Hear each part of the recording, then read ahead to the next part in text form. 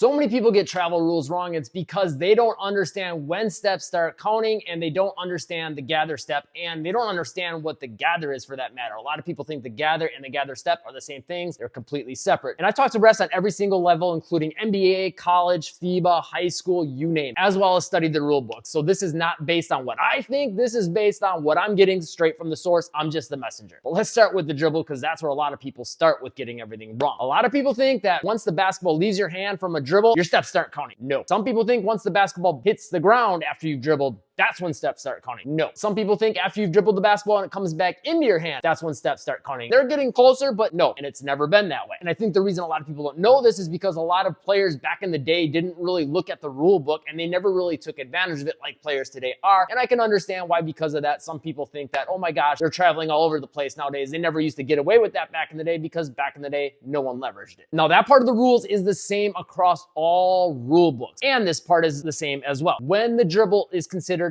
ended is when steps start counting. The dribble being ended meaning palming the basketball, hand under the basketball, pinning the basketball to your chest or to your side, picking it up with both hands, something where you cannot legally dribble again. That is when your dribble ends and the steps start counting. And that dribble ending is called the gather, not the gather step, the gather. The gather step is something that is only used in NBA and FIBA. However, a lot of people don't realize this, but a lot of leagues outside of the US play by FIBA rules. And yes, this includes youth and high school leagues. In high school and college in the United States, they do not play by FIBA rules, and they do not get a gather step. And speaking of the gather step, a lot of people get that wrong. Some people think it's like this extra step you get after the dribble has ended. That's not the case. And some people think there should be no such thing as a gather step. Hey, I'll let you guys argue about that, because it is something newer, so I can understand why some people don't like it. But what the gather step is once that dribble has ended, if there is a foot down, that is a gather step. So if you gather the basketball with both feet in the air and then 1 foot lands, that is not a gather step. You don't get another extra step